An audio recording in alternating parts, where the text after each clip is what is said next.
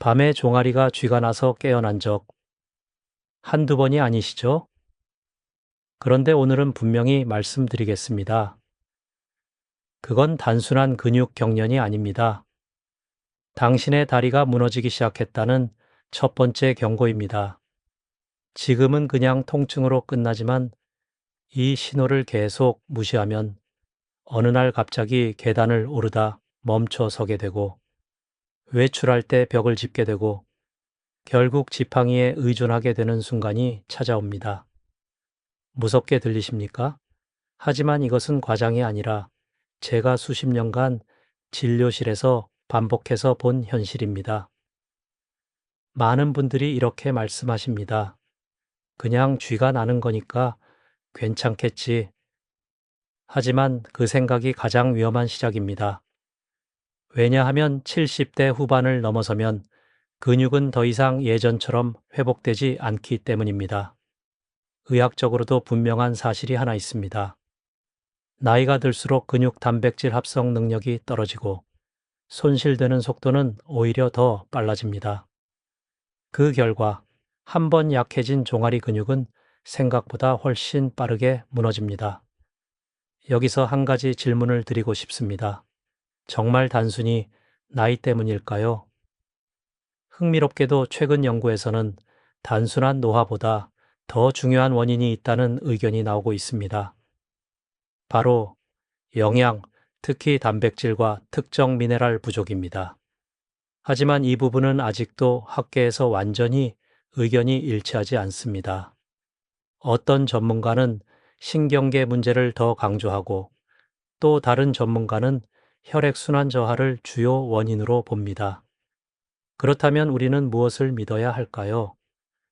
저는 항상 환자분들께 이렇게 말씀드립니다. 몸이 보내는 신호를 먼저 믿으셔야 합니다.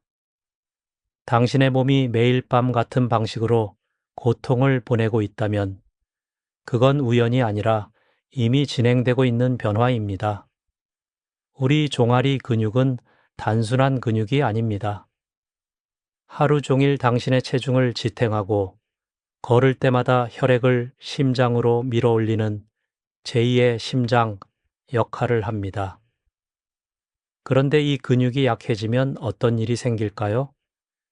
혈액순환이 느려지고 산소 공급이 부족해지고 근육 안에 피로 물질이 쌓입니다. 그리고 바로 그 순간 당신이 가장 편안해야 할 밤에 근육은 갑자기 수축하며 비명을 지르는 것입니다.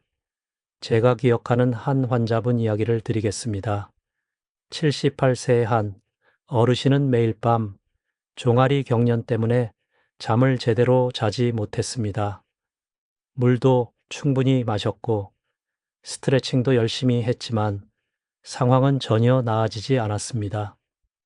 그런데 식단을 조금 바꾼 후 딱 2주가 지나자 이렇게 말씀하셨습니다. 선생님, 요즘은 밤이 무섭지 않습니다. 이 말이 얼마나 큰 변화인지 아마 당신은 느끼실 겁니다. 여기서 많은 분들이 한 가지 착각을 합니다. 물을 많이 마시면 해결되지 않을까? 물론 탈수는 경련의 원인이 될 수 있습니다. 이건 의학적으로 확실한 사실입니다. 하지만 문제는 물을 충분히 마셔도 여전히 쥐가 나는 경우가 훨씬 많다는 것입니다. 왜 그럴까요? 그 이유는 단순합니다. 문제의 핵심은 수분이 아니라 근육을 유지하고 회복시키는 힘 자체가 부족해졌기 때문입니다. 그리고 그 힘은 운동만으로는 충분하지 않습니다. 당신이 매일 먹는 음식, 그 안에 답이 있습니다. 혹시 이런 생각이 드시지 않으십니까? 정말 음식만으로 이렇게 달라질 수 있을까? 솔직하게 말씀드리겠습니다. 모든 것이 완벽하게 해결되지는 않습니다. 하지만 분명한 것은 통증의 빈도와 강도는 눈에 띄게 줄어들 수 있다는 점입니다. 그리고 그 변화는 생각보다 훨씬 빠르게 나타납니다.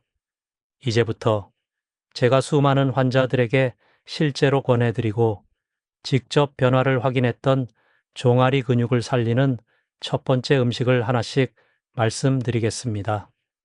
아마 듣고 나시면 왜 지금까지 이걸 몰랐을까? 이런 생각이 드실지도 모릅니다. 그럼 이제 정말 많은 분들의 밤을 바꿔준 첫 번째 음식부터 말씀드리겠습니다. 의외로 아주 단순합니다. 바로 계란입니다. 계란이요? 그건 매일 먹는 건데요. 아마 이렇게 생각하실 겁니다. 그런데 여기서 중요한 질문 하나 드리겠습니다. 정말 제대로 드시고 계십니까?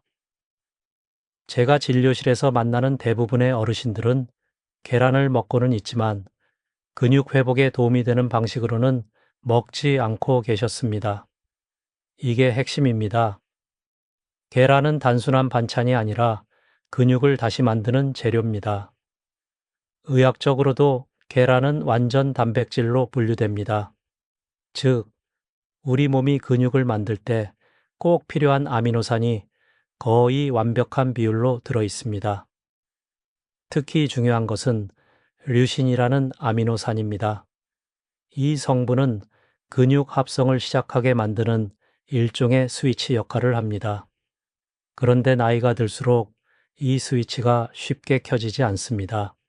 그래서 같은 양의 단백질을 먹어도 젊을 때보다 근육이 잘 만들어지지 않는 것입니다. 이건 학계에서도 잘 알려진 사실입니다. 하지만 흥미로운 점은 전문가들 사이에서도 의견이 조금씩 다릅니다. 어떤 연구에서는 단백질 양을 늘려야 한다고 강조하고 또 다른 연구에서는 흡수율과 타이밍이 더 중요하다고 말합니다. 저는 오랜 경험상 이 두 가지가 모두 맞다고 생각합니다.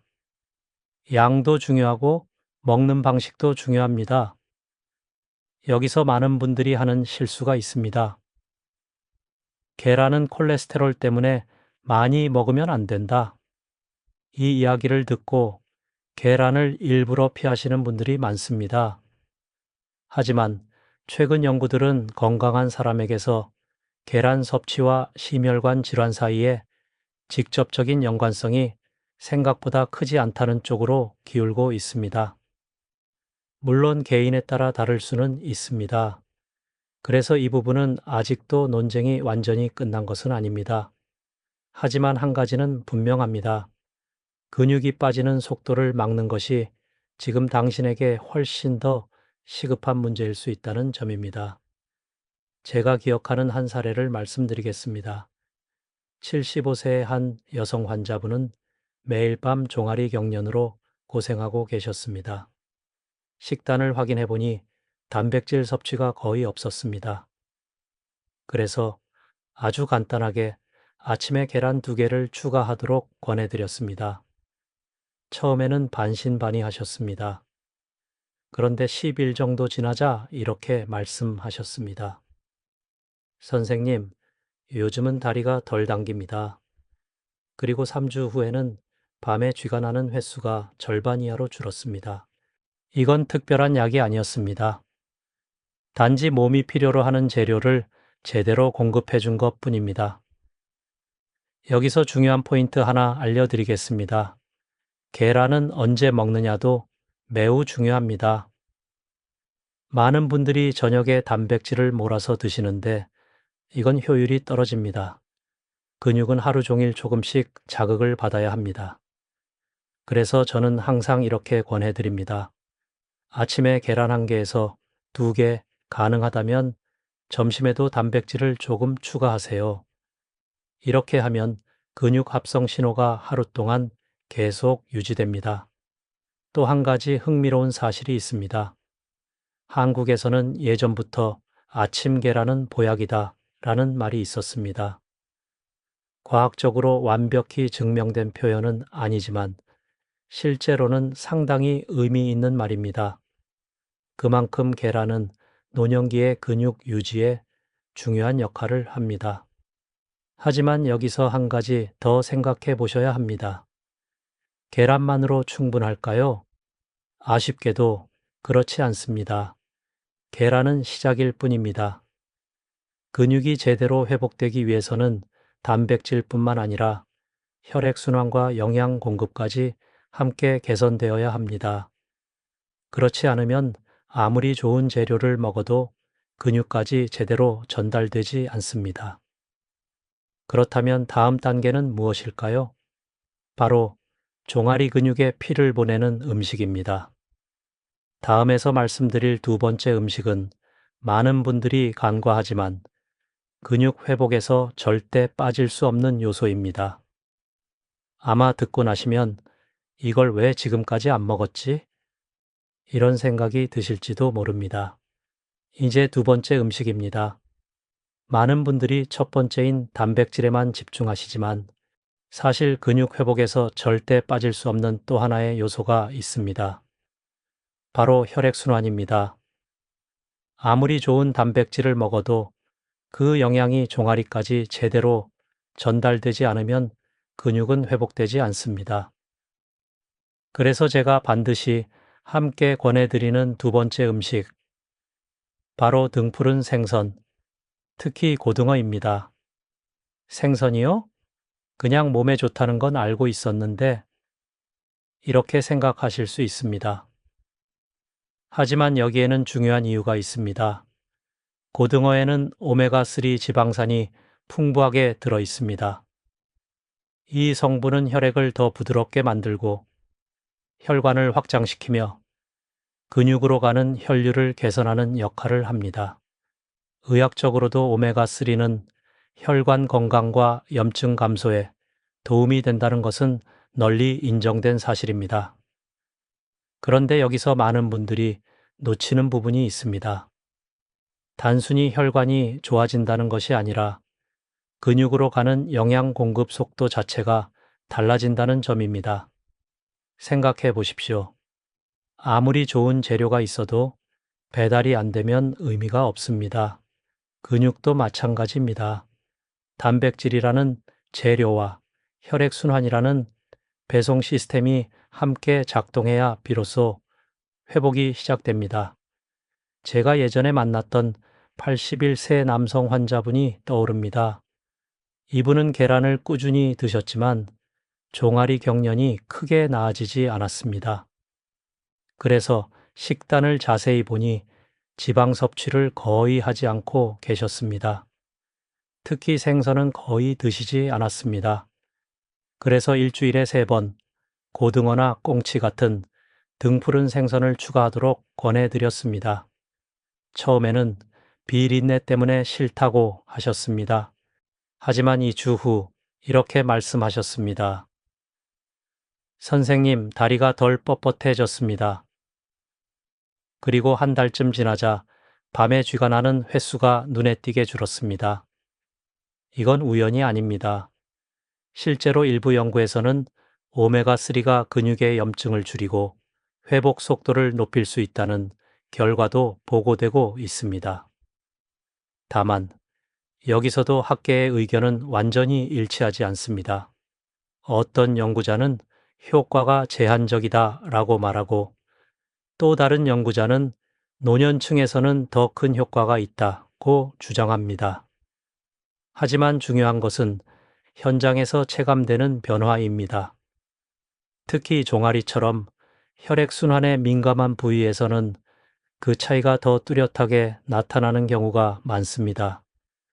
여기서 한 가지 질문을 드리겠습니다.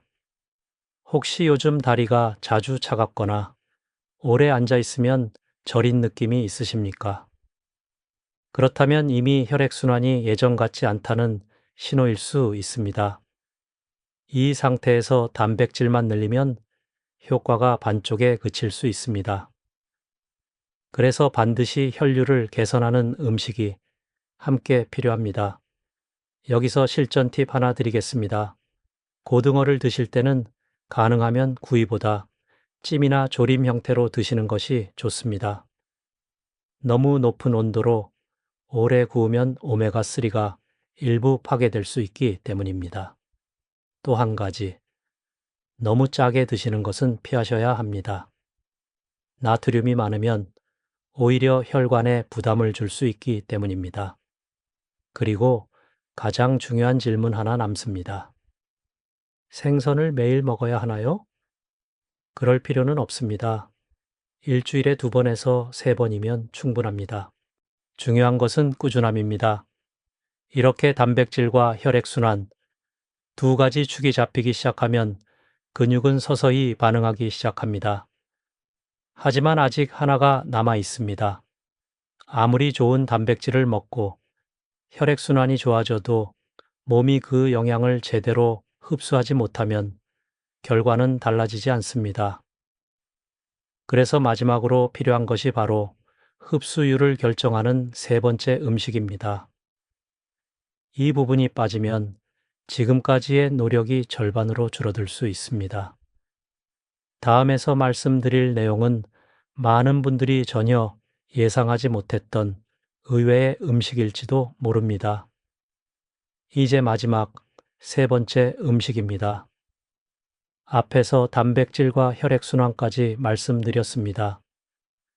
여기까지 들으신 분들은 아마 이렇게 생각하실 겁니다. 이 정도면 충분하지 않을까? 하지만 실제로는 그렇지 않습니다. 왜냐하면 먹는 것보다 더 중요한 것은 얼마나 흡수되느냐이기 때문입니다. 그리고 이 부분에서 대부분의 분들이 놓치는 음식이 있습니다. 바로 김치, 그리고 발효식품입니다. 김치요? 그건 매일 먹는 건데요. 이렇게 생각하실 수 있습니다.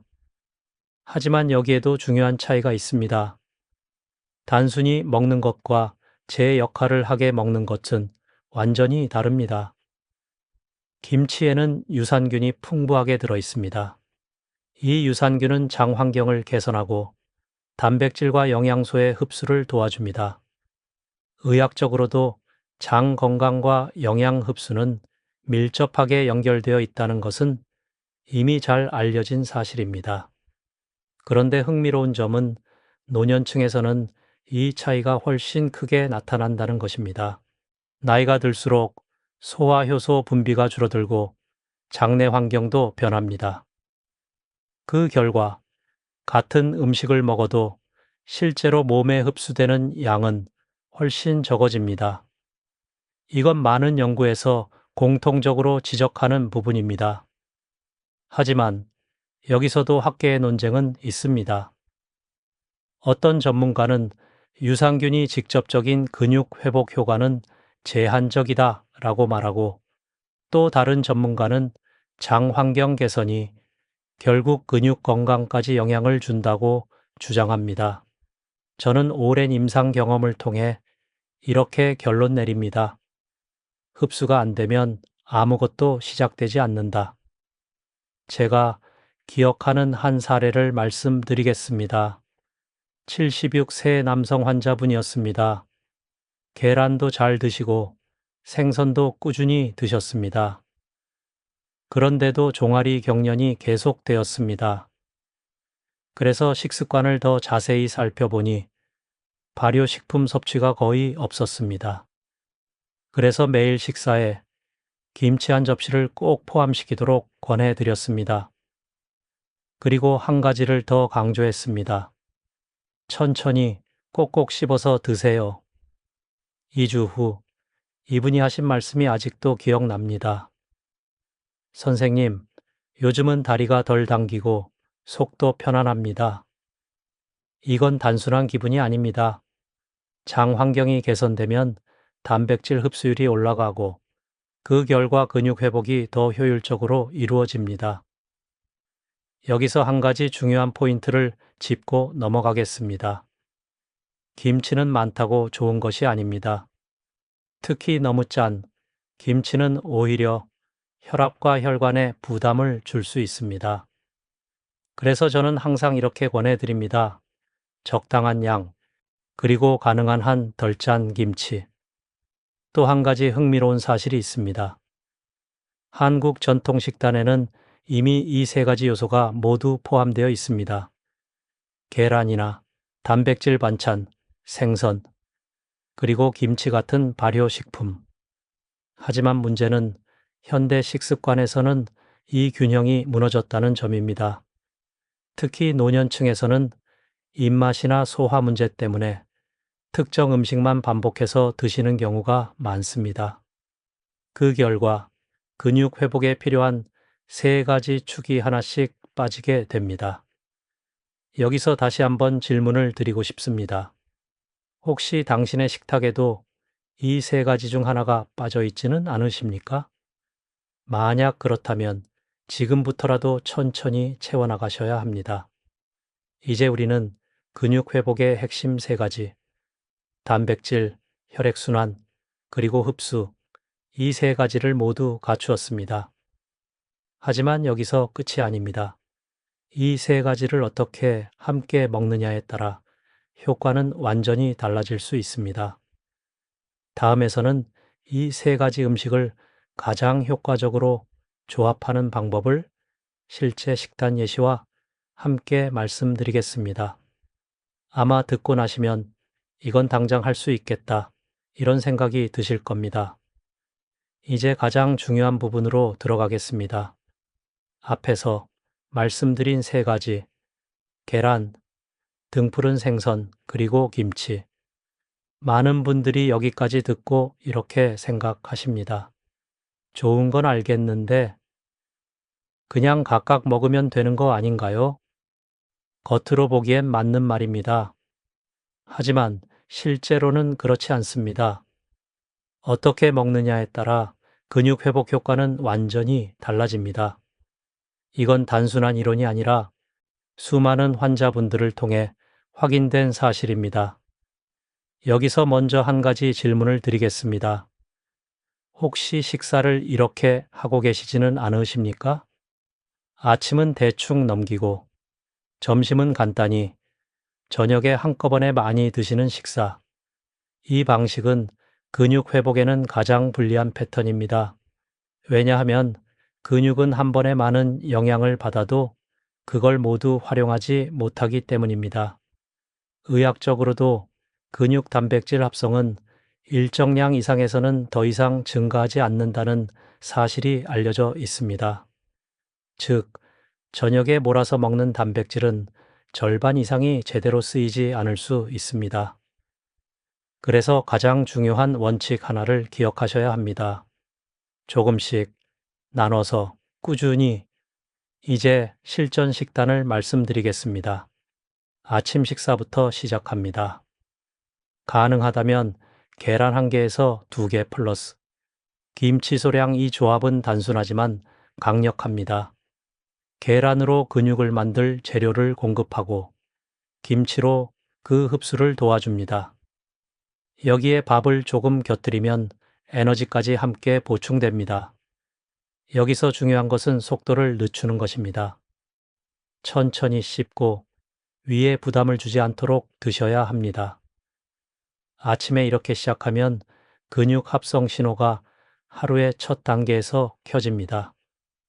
이건 생각보다 매우 중요한 차이입니다. 다음은 점심입니다.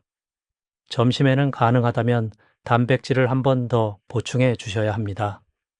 꼭 많은 양이 아니어도 됩니다. 두부, 생선 또는 계란 1개 정도라도 추가하는 것이 좋습니다. 이렇게 하면 근육은 하루 동안 계속 자극을 받게 됩니다. 그리고 가장 중요한 저녁입니다. 저녁에는 등푸른 생선 플러스 김치 플러스 가벼운 단백질, 이 조합을 추천드립니다.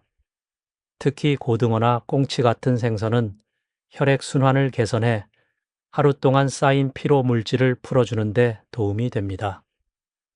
이건 단순한 느낌이 아니라 실제로 많은 분들이 체감하는 변화입니다.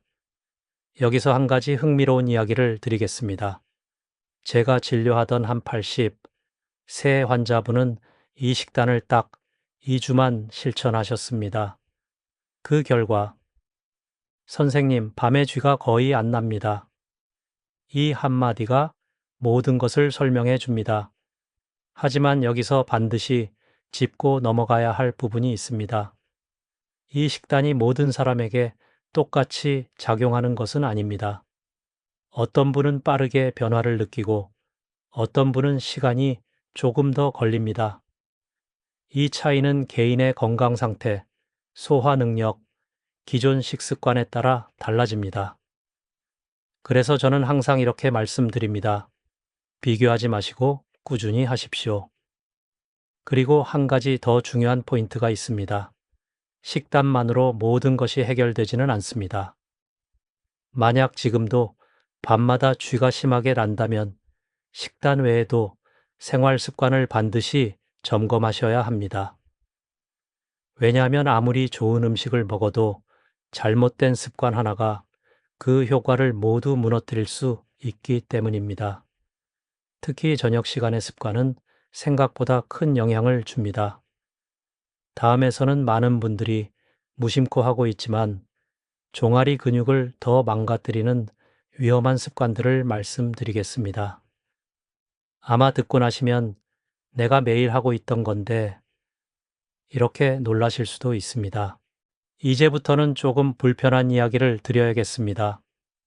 앞에서 좋은 음식들을 말씀드렸지만 사실 더 중요한 것은 따로 있습니다. 당신이 매일 반복하고 있는 습관입니다. 아무리 좋은 음식을 드셔도 이 습관 하나가 남아 있다면 종아리 근육은 계속 망가질 수 있습니다. 특히 저녁 시간, 당신이 가장 편안해야 할 그 시간에 문제가 시작되는 경우가 많습니다.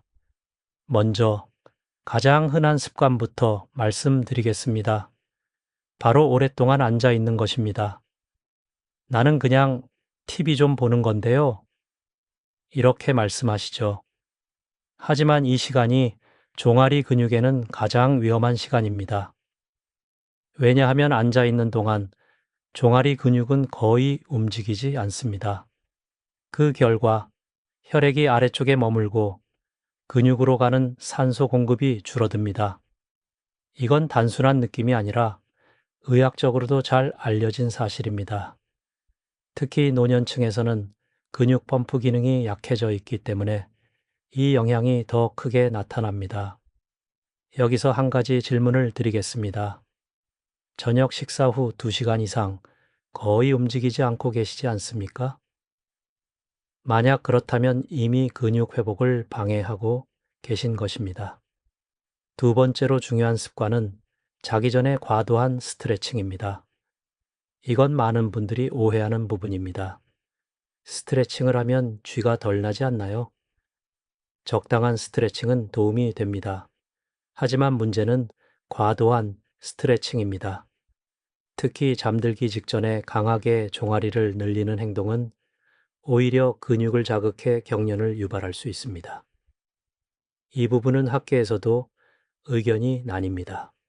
어떤 연구는 스트레칭이 예방에 도움이 된다고 하고 또 다른 연구는 효과가 제한적이라고 말합니다.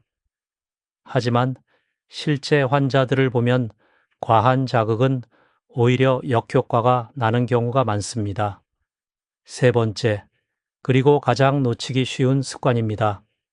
바로 저녁 늦은 시간에 짠 음식입니다. 김치를 말씀드렸는데 여기서 혼란이 생기실 수 있습니다. 김치가 좋다면서요? 맞습니다. 하지만 문제는 양과 시간입니다. 늦은 밤에 짠 음식을 많이 드시면 체내 전해질 균형이 흔들리고 수분 분포가 변하면서 근육 경련이 더 쉽게 발생할 수 있습니다. 이건 많은 환자분들이 직접 체감하는 부분이기도 합니다. 제가 기억하는 한 사례가 있습니다. 77세 여성 환자분이었는데 밤마다 종아리 쥐로 고생하고 계셨습니다. 식단을 자세히 보니 저녁에 김치와 국을 많이 드시고 계셨습니다. 그래서 저녁 염분을 줄이도록 권해드렸습니다. 결과는 어땠을까요? 단 일주일 만에 경련 빈도가 눈에 띄게 줄었습니다. 이건 약이 아니라 습관 하나를 바꾼 결과였습니다. 여기서 다시 한번 강조드리겠습니다. 좋은 음식 플러스 나쁜 습관은 효과 없음. 이 공식은 거의 예외가 없습니다. 그리고 마지막으로 하나 더 말씀드리겠습니다. 혹시 자기 전에 다리를 꼬고 앉거나 한쪽으로 치우쳐 누워 계시지는 않습니까? 이 자세 역시 혈류를 방해하고 근육 긴장을 유발할 수 있습니다. 사소해 보이지만 이런 작은 습관들이 밤의 통증을 만드는 원인이 됩니다. 이쯤에서 이런 생각이 드실 수 있습니다. 나는 물도 잘 마시고 운동도 하는데 왜 계속 쥐가 날까? 바로 그 질문이 다음 이야기를 시작하게 만듭니다. 많은 분들이 믿고 있는 가장 큰 착각, 물을 많이 마시면 해결된다. 이 부분에 대해 다음에서 정확하게 말씀드리겠습니다. 아마 지금까지 알고 계셨던 내용과 조금 다를 수도 있습니다. 이제 많은 분들이 가장 많이 믿고 있는 이야기를 꺼내 보겠습니다. 물을 많이 마시면 쥐가 안 난다. 이 말 한 번쯤은 들어보셨을 겁니다. 그리고 실제로 그렇게 실천하고 계신 분들도 많습니다. 그런데 솔직하게 여쭤보겠습니다. 물을 충분히 마시고 있는데도 여전히 밤마다 종아리가 당기지 않으십니까? 그렇다면 지금 이 말씀을 꼭 들으셔야 합니다. 물만으로는 해결되지 않습니다.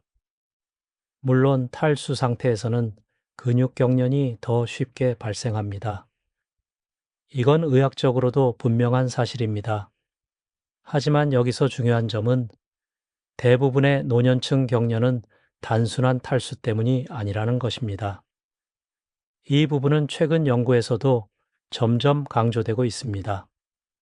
특히 70대 이후에는 근육 자체의 상태, 신경 반응, 혈액순환, 그리고 영양 상태가 복합적으로 작용합니다. 그런데 많은 분들이 이 모든 것을 물 한 잔으로 해결하려고 합니다. 이건 마치 집이 무너지고 있는데 바닥에 물을 뿌리는 것과 비슷합니다. 제가 진료실에서 자주 듣는 말이 있습니다. 선생님, 물을 많이 마셨는데도 쥐가 납니다. 이럴 때 저는 항상 이렇게 답합니다.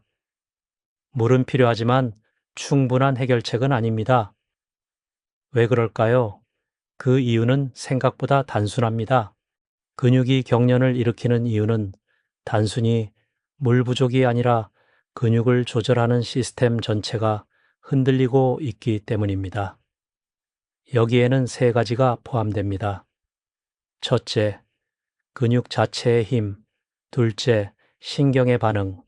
셋째, 혈액과 영양 공급 이 중 하나라도 무너지면 경련은 발생할 수 있습니다. 그리고 대부분의 경우 이미 두 가지 이상이 동시에 영향을 받고 있습니다. 여기서 흥미로운 사실 하나 말씀드리겠습니다. 일부 연구에서는 마그네슘이나 칼륨 같은 미네랄 보충이 도움이 될 수 있다는 결과도 있습니다. 하지만 또 다른 연구에서는 효과가 제한적이라는 의견도 있습니다. 즉, 이 부분 역시 학계에서 완전히 합의된 결론은 아닙니다. 하지만 현장에서 분명히 느끼는 것은 있습니다. 물만으로 해결된 경우는 거의 없다는 점입니다. 제가 기억하는 한 79세 남성 환자분이 있습니다. 이분은 하루에 물을 2리터 이상 드셨습니다. 그럼에도 불구하고 밤마다 종아리 경련으로 깨셨습니다. 그래서 식단을 바꾸고 단백질과 생선, 발효식품을 추가했습니다. 그리고 결과는 2주 후 경련 빈도가 절반으로 줄었습니다. 이건 물 때문이 아니라 근육 자체의 상태가 바뀌었기 때문입니다. 여기서 한 가지 더 중요한 질문을 드리겠습니다. 혹시 자기 전에 물을 많이 마시는 습관이 있으십니까? 이것도 주의하셔야 합니다. 너무 많은 수분을 한 번에 섭취하면 오히려 전해질 균형이 흐트러질 수 있고 밤에 화장실을 자주 가게 되어 수면이 깨질 수 있습니다. 수면이 깨지면 근육 회복도 방해받습니다. 즉, 좋은 의도로 한 행동이 오히려 악순환을 만들 수 있습니다. 그래서 저는 항상 이렇게 권해드립니다. 물은 하루 동안 나눠서 꾸준히 드십시오. 그리고 물만 믿지 마십시오. 진짜 중요한 것은 앞에서 말씀드린 세 가지 단백질, 혈액순환, 그리고 흡수입니다. 이 세 가지가 맞춰질 때 비로소 근육은 안정되고 경련은 줄어들기 시작합니다. 이제 한 가지 더 짚고 넘어가야 할 부분이 있습니다. 많은 분들이 운동을 더 해야겠다라고 생각하십니다. 물론 운동은 중요합니다. 하지만 잘못된 운동은 오히려 근육을 더 망가뜨릴 수 있습니다. 다음에서는 많은 분들이 모르고 있는 위험한 운동 습관에 대해 말씀드리겠습니다. 아마 듣고 나시면 지금까지의 생각이 조금 바뀌실지도 모릅니다. 이제 많은 분들이 마지막으로 기대는 방법, 운동과 스트레칭에 대해 말씀드리겠습니다. 운동을 하면 근육이 좋아지지 않나요? 이 질문 아주 많이 받습니다. 맞습니다. 운동은 분명히 중요합니다. 하지만 여기서 반드시 기억하셔야 할 것이 있습니다. 잘못된 운동은 근육을 회복시키는 것이 아니라 더 빨리 망가뜨릴 수 있습니다. 특히 70대 이후에는 이 차이가 훨씬 더 크게 나타납니다. 왜냐하면 근육의 회복 속도가 젊을 때보다 훨씬 느리기 때문입니다. 그런데 많은 분들이 이 사실을 모르고 계십니다. 그래서 낮에 무리하게 걷고 계단을 오르고 강하게 스트레칭을 합니다. 그리고 그 결과는 밤에 찾아오는 극심한 종아리 경련입니다. 제가 진료실에서 만났던 한 82세 환자분이 떠오릅니다. 이분은 다리를 더 써야 좋아진다는 생각으로 매일 1시간씩 빠르게 걸으셨습니다. 처음에는 괜찮았습니다. 하지만 2주가 지나자 밤마다 종아리가 심하게 당기기 시작했습니다. 그래서 저는 질문을 드렸습니다. 운동 후에 다리가 뻐근하거나 다음 날까지 피로가 남습니까? 이분은 이렇게 답하셨습니다. 네, 하지만 참고 계속했습니다. 바로 이 부분이 문제입니다. 근육은 자극을 받으면 성장하지만 그 자극이 과하면 오히려 손상이 누적됩니다. 특히 회복 시간이 부족한 상태에서 계속 자극을 주면 근육은 점점 약해집니다. 이건 운동 생리학에서도 잘 알려진 원리입니다. 하지만 흥미롭게도 노년층에서는 이 기준이 훨씬 더 낮습니다. 즉, 젊은 사람에게는 적당한 운동이, 노년층에게는 과한 운동이 될 수 있습니다. 여기서 중요한 질문 하나 드리겠습니다. 혹시 운동 후에 시원하다가 아니라 힘들다, 버겁다는 느낌이 드십니까? 그렇다면 이미 근육 회복을 방해하는 수준일 수 있습니다. 또 하나, 많은 분들이 하는 실수가 있습니다. 바로 자기 직전 스트레칭입니다. 쥐가 나니까 미리 풀어야겠다. 이렇게 생각하시죠? 하지만 강한 스트레칭은 근육을 더 민감하게 만들고 경련을 유발할 수 있습니다. 이 부분은 학계에서도 의견이 나뉩니다.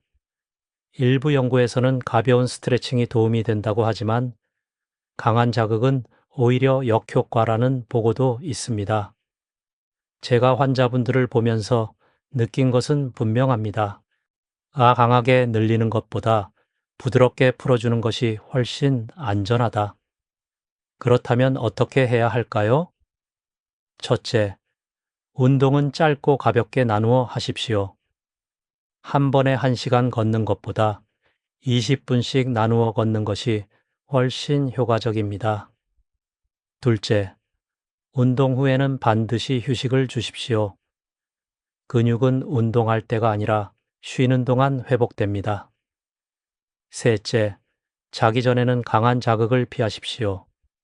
대신 가볍게 발목을 돌리거나 다리를 올려 혈류를 개선하는 정도면 충분합니다. 여기서 한 가지 더 말씀드리겠습니다. 운동은 더 많이가 아니라 더 잘이 중요합니다. 그리고 그 기준은 당신의 나이와 몸 상태에 맞아야 합니다. 이쯤에서 이런 생각이 드실 수 있습니다. 왜 나이가 들수록 이렇게 힘들어지는 걸까? 그 질문은 매우 중요합니다. 왜냐하면 지금 겪고 있는 모든 문제의 근본적인 이유와 연결되어 있기 때문입니다. 다음에서는 왜 60세 이후 종아리 근육 문제가 급격히 늘어나는지, 그 이유를 의학적으로 그리고 현실적으로 설명드리겠습니다. 이걸 이해하시면 앞으로 어떻게 관리해야 할지 훨씬 명확해지실 겁니다. 이제 가장 근본적인 질문으로 들어가 보겠습니다. 왜 60세를 넘어서면, 특히 70대 이후에는 종아리 근육 문제가 이렇게 급격히 늘어날까요? 단순히 나이가 들어서라는 말로는 설명이 부족합니다. 여기에는 분명한 이유가 있습니다. 먼저 가장 중요한 변화는 근육 자체의 감소, 즉 근감소증입니다. 의학적으로도 60세 이후에는 매년 약 1%에서 2%씩 근육이 줄어들 수 있다는 사실이 알려져 있습니다. 그런데 문제는 단순히 양만 줄어드는 것이 아닙니다. 질도 함께 떨어집니다. 근육이 얇아지고 탄력이 줄어들고 신경과의 연결도 약해집니다. 그 결과 작은 자극에도 쉽게 경련이 발생하게 됩니다. 여기서 많은 분들이 한 가지 착각을 하십니다. 나는 아직 걸을 수 있으니까 괜찮다. 하지만 걷는 것과 근육이 건강한 것은 완전히 다른 이야기입니다. 이미 내부에서는 눈에 보이지 않는 변화가 진행되고 있을 수 있습니다. 두 번째 변화는 신경 반응의 둔화입니다. 근육은 혼자 움직이지 않습니다. 신경의 신호를 받아야 움직입니다. 그런데 나이가 들수록 이 신호 전달 속도가 느려집니다. 그 결과 근육이 갑자기 과하게 수축하거나 이완이 제대로 되지 않아 경련이 발생할 수 있습니다. 이 부분은 학계에서도 활발히 연구되고 있지만 아직 완전히 밝혀지지 않은 부분도 많습니다. 어떤 연구자는 신경 문제를 가장 큰 원인으로 보고, 또 다른 연구자는 근육 자체의 문제를 더 강조합니다. 즉, 이 문제는 하나의 원인으로 설명되지 않는다는 것입니다. 세 번째, 그리고 매우 중요한 변화는 혈액순환의 저하입니다. 앞에서도 말씀드렸지만 종아리는 제2의 심장 역할을 합니다. 하지만 근육이 약해지면 이 펌프 기능도 함께 약해집니다. 그 결과 혈액이 아래쪽에 정체되고 근육으로 가는 산소 공급이 줄어듭니다. 이 상태가 계속되면 근육은 점점 더 쉽게 피로해지고 경련이 발생하기 쉬운 환경이 만들어집니다. 여기서 한 가지 질문을 드리고 싶습니다. 이 요즘 다리가 예전보다 쉽게 피로해지거나 오래 서 있으면 더 무겁게 느껴지지 않으십니까? 그렇다면 이미 이 변화가 시작되고 있다는 신호일 수 있습니다. 제가 기억하는 한 환자분 이야기를 드리겠습니다. 76세 남성 환자분이었는데 처음에는 단순한 종아리 경련으로 시작했습니다. 그런데 몇 달 후에는 걷는 속도가 눈에 띄게 느려졌고 계단을 오를 때 자주 쉬어야 했습니다. 이분이 하신 말씀이 아직도 기억납니다. 선생님, 다리가 예전 같지 않습니다. 이건 단순한 느낌이 아니라 몸이 보내는 명확한 변화였습니다. 하지만 여기서 희망적인 이야기를 하나 드리겠습니다. 이 모든 변화는 완전히 막을 수는 없지만 속도를 늦출 수는 있습니다. 그리고 그 핵심이 바로 앞에서 말씀드린 식습관입니다. 단백질을 공급하고 혈액순환을 개선하고 흡수를 높이는 것. 이 세 가지를 꾸준히 실천하면 근육이 무너지는 속도를 눈에 띄게 늦출 수 있습니다. 이건 단순한 이론이 아니라 많은 분들이 실제로 경험하는 변화입니다. 이제 한 가지 중요한 부분이 남았습니다. 이 변화가 시작되었을 때 몸은 분명히 신호를 보냅니다. 하지만 대부분의 사람들은 그 신호를 놓칩니다. 다음에서는 절대 놓치면 안 되는 몸의 경고 신호에 대해 말씀드리겠습니다. 이걸 알고 계시면 아직 늦지 않았다는 것을 확인하실 수 있을 겁니다. 이제부터는 조금 더 조용한 이야기를 드리겠습니다. 앞에서 위험과 원인을 말씀드렸다면 지금부터는 변화가 시작되는 순간에 대해 말씀드리겠습니다. 많은 분들이 이렇게 묻습니다. 정말 좋아지고 있는지 어떻게 알 수 있을까요? 이 질문은 매우 중요합니다. 왜냐하면 변화는 갑자기 오지 않기 때문입니다. 작고 조용하게, 하지만 분명하게 시작됩니다. 가장 먼저 나타나는 변화는 의외로 통증이 아닙니다. 바로 아침의 느낌입니다. 아침에 일어나서 다리를